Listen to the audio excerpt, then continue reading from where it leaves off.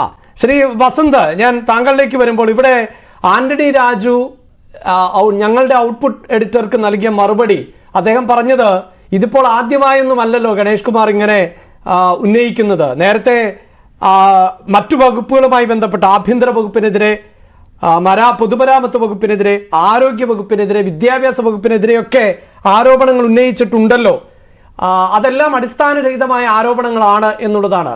പക്ഷേ സലീം മടവൂർ പറയുന്നുണ്ട് ഇങ്ങനെയൊക്കെ ആരോപണം ഉന്നയിച്ച വടിയെടുക്കാൻ അവിടെ ഒരാളുണ്ട് എന്ന്. ഇപ്പോഴും ഈ ആരോപണം ഉന്നയിക്കപ്പെട്ടിട്ടതിന് ശേഷവും ഒന്നും ഇടതുമുന്നണിയുടെ ഭാഗത്ത് നിന്ന് ശ്രദ്ധയിൽപ്പെട്ടിട്ടില്ല. ശ്രീ കെ പി അഭിലാഷ്, എനിക്ക് തോന്നുന്നത് അടുത്ത ദിവസം ഇപ്പോൾ നമ്മൾ ചർച്ച ചെയ്യുന്നത് ഗണേഷ് കുമാർ വേഴ്സസ് ആന്റണി രാജു എന്നുള്ളതാണെങ്കിൽ അടുത്ത ദിവസം ഗണേഷ് വേഴ്സസ് ആന്റണി രാജു വേഴ്സസ് സലീം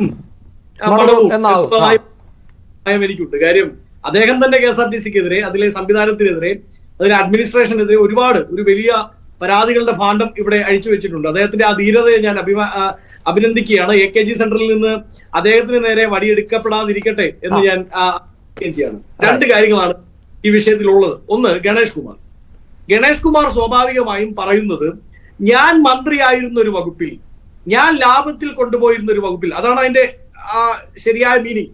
ഞാൻ ലാഭത്തിൽ കൊണ്ടുപോയിരുന്ന ഒരു വകുപ്പിൽ ഞാൻ വെച്ച് കൈമാറുമ്പോൾ വലിയ പ്രശ്നങ്ങളൊന്നും ഇല്ലാതിരുന്ന ഓടിക്കൊണ്ടിരുന്ന ഒരു വകുപ്പ് ഇതാ ഞാൻ ഏൽപ്പിച്ചിട്ട് പോയാൽ നശിപ്പിച്ച് മുച്ചൂടും ഇല്ലാതാക്കി എന്റെ കയ്യിൽ തിരിച്ചു തന്നിരിക്കുന്നു എന്നാണ് ഗണേഷ് പറയുന്നത്. സംശയം വേണ്ട. ഒന്ന്, അദ്ദേഹത്തിന് അത് പറയാമോ?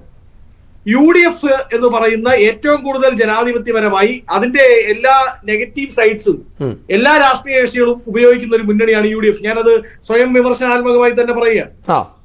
ആ UDF സംവിധാനത്തിൽ നിൽക്കുമ്പോൾ പോലും ശ്രീ ഗണേഷ് കുമാറിന് വായിൽ തോന്നിയത് വിളിച്ചു പറയാൻ പലപ്പോഴും വ്യഗ്രത ഉണ്ടായിരുന്നു. പക്ഷെ അത് വിളിച്ചു പറയുമ്പോൾ അദ്ദേഹത്തെ തിരുത്താൻ മുന്നണിക്ക് ശേഷി ഉണ്ടായിരുന്നു, തിരുത്തിയിട്ടും. അതുകൊണ്ടാണ് അദ്ദേഹത്തിന് മുന്നണി വിട്ടു പോകേണ്ടി വരുന്നതും രാഷ്ട്രീയ ദല്ലാൽ പണിയെടുക്കേണ്ടി വരുന്നതും. ഒടുക്കം ദല്ലാൽ നന്ദകുമാറിനെ പോലും നാണം കെടുത്തുന്ന രീതിയിൽ അന്നത്തെ ജനകീയ ഗവൺമെന്റ്, ആ ജനകീയ ഗവൺമെന്റിന്റെ കടക്കൽ കത്തിവെച്ചുകൊണ്ട് ഉമ്മൻചാണ്ടി ഗവൺമെന്റിന്റെ പതനത്തിലേക്ക് നയിക്കുന്ന രീതിയിൽ ചില, അത് എന്താണ് എന്ന് ഞാൻ പറയേണ്ട കാര്യമല്ലല്ലോ, ചില ആരോപണങ്ങളുമായി ബന്ധപ്പെട്ട് അദ്ദേഹവും പ്രശ്നങ്ങളും ഉണ്ടാവുന്നത് അത് തുറന്നു പറയുന്നതിന്റെ അകത്ത് എനിക്ക് മടിയൊന്നുമില്ല, ഞാൻ പറയുകയും അല്ല. നമുക്ക് അതല്ലല്ലോ വിഷയം. അതെ, യെസ്. അതുകൊണ്ട് തന്നെ ശ്രീ കെ പി അഭിലാഷ്, ഒരു മന്ത്രി, അദ്ദേഹം നിയുക്ത മന്ത്രി ആവട്ടെ, അദ്ദേഹം സ്ഥാനം ഏറ്റെടുത്ത ആളാവട്ടെ, സ്ഥാനം ഏറ്റെടുക്കുമ്പോൾ ആ വകുപ്പിലെ പോരായ്മകൾ ചൂണ്ടിക്കാണിക്കാമോ? ഒന്നാമത് ചൂണ്ടിക്കാണിക്കാം, അത് മുന്നണി യോഗത്തിൽ പറയുക എന്നതാണ് മര്യാദ എന്നതാണ്. അല്ല, മുന്നണി മര്യാദ ലംഘിച്ചു എന്ന് ആന്റണി രാജു പറഞ്ഞിട്ടുണ്ട്. യെസ്, അദ്ദേഹം മുന്നണി മര്യാദ ലംഘിച്ചു എന്ന് പറയുമ്പോൾ ഒന്ന് ആലോചിച്ച് നോക്കൂ. നേരത്തെ അഭിലാഷ് പറഞ്ഞു, ആന്റണി രാജു തന്നെ പറഞ്ഞു, ആഭ്യന്തര വകുപ്പിനെതിരെ, ആരോഗ്യ വകുപ്പിനെതിരെ, മറ്റ് നിയമ വകുപ്പുകൾക്കെതിരെ എല്ലാം ഇദ്ദേഹം ആരോപണങ്ങൾ ഉന്നയിച്ചിട്ടില്ലേ? ആ ഉന്നയിച്ച സമയത്ത് AK ബാലൻ അടക്കമുള്ള നേതാക്കൾ നേരിട്ടെത്തി തിരുത്തിയിട്ടുണ്ട് സാർ. ആഭ്യന്തര വകുപ്പിനെതിരെയുള്ള അദ്ദേഹത്തിന്റെ ആരോപണം വന്ന് വിത്തിൻ 24 hours CPM നേതൃത്വം പരസ്യ പ്രസ്താവനയിലൂടെ തന്നെ, അത് ഒരു ശാസനമായി പറഞ്ഞില്ല എങ്കിൽ പോലും മാധ്യമങ്ങളുടെ മുമ്പിൽ AK ബാലൻ അടക്കമുള്ള മുതിർന്ന നേതാക്കൾ അതങ്ങനെയല്ല, ഗണേഷ് കുമാറിന് തെറ്റുപറ്റിയിട്ടുണ്ടാവാം, ഗണേഷ് കുമാർ ശ്രദ്ധിക്കേണ്ടിയിരിക്കുന്നു എന്ന് പറഞ്ഞതിന്റെ ബൈറ്റ് വേണമെങ്കിൽ ശ്രീ സലീം മടവൂറിന് ഞാൻ അയച്ചു തരാം. അപ്പോ എന്നാൽ അതുകൊണ്ടാണ് നമ്മളും ഇതേ ചോദ്യം തന്നെയാണ് ചോദിച്ചത്, ഇടതു മുന്നണി ഈ വിഷയത്തിൽ ഇടപെടുമോ എന്ന് തന്നെയാണ്. 48 മണിക്കൂർ കഴിഞ്ഞിട്ടും ഗണേഷ് കുമാറിന്റെ ചെവിക്ക് പിടിക്കാൻ എന്തുകൊണ്ടാണ് CPM-ന് AKG സെന്ററിന് സാധിക്കാത്തത് എന്ന് ചോദിച്ചാൽ there are two possibilities. ഒന്നാമത്തെ, ഗണേശൻ പറഞ്ഞത് മുഴുവൻ ശരിയാണ്, അതൊരു പരിധിവരെ ശരിയുമാണ്. രണ്ടാമത്തെ പോസിബിലിറ്റി, ഞാൻ നേരത്തെ പറഞ്ഞ രാഷ്ട്രീയ ദല്ലാൽ പണി ചെയ്തു കൊടുത്തതിന്റെ ഭാഗമായി അദ്ദേഹത്തിന് കിട്ടിയ ഉദ്ദിഷ്ട കാര്യത്തിന്റെ ഉപകാര സ്മരണയായിട്ട് കിട്ടിയതാണല്ലോ ഈ മന്ത്രിസ്ഥാനം. അപ്പോ ഗണേഷ് കുമാറിനെ ഇനി ശാസിക്കാൻ പോയാൽ ചിലതൊക്കെ അദ്ദേഹം വിളിച്ചു പറയുമോ എന്ന ഭയം CPM-നുണ്ടോ എന്നുള്ളൊരു സംശയമുണ്ട്. രണ്ട്, അങ്ങനെയെങ്കിൽ ഇനി എന്തു പറഞ്ഞാലും അതെല്ലാം കേട്ടിരിക്കുമെന്നാണോ? വേണ്ടിവരും. നാഥനില്ല കളരിയായി LDF മാറിയല്ലോ. ആരാണ് അവിടെ നാഥൻ ഉള്ളത്? LDF-ന്റെ കൺവീനർ ശ്രീ ജയരാജനാണ് എന്ന് പറയുന്നു. അദ്ദേഹം ഇടയ്ക്ക് ഈ മറ്റേ സ്വിച്ചിട്ട ബൾബ്, ഇപ്പൊ ക്രിസ്മസ് സീസൺ ആണല്ലോ, ഈ എലിമിനേഷൻ ബൾബൊക്കെ കത്തുന്ന പോലെ ഇടയ്ക്കൊക്കെ വന്ന് അദ്ദേഹം ബൾബ് കത്തിച്ച് പ്രസ്താവന നടത്തി തിരിച്ചു പോകുന്നല്ലാതെ LDF-ന് ഒരു കൺവീനർ ഉണ്ടോ? CPM-ന് സംസ്ഥാന സെക്രട്ടറി ഉണ്ടോ? നവകേരള സദസ്സുമായി ബന്ധപ്പെട്ട് എവിടെയാണ് സർക്കാരിനെ ഡിഫെൻഡ് ചെയ്യാൻ CPM എത്തിയിട്ടുള്ളത്?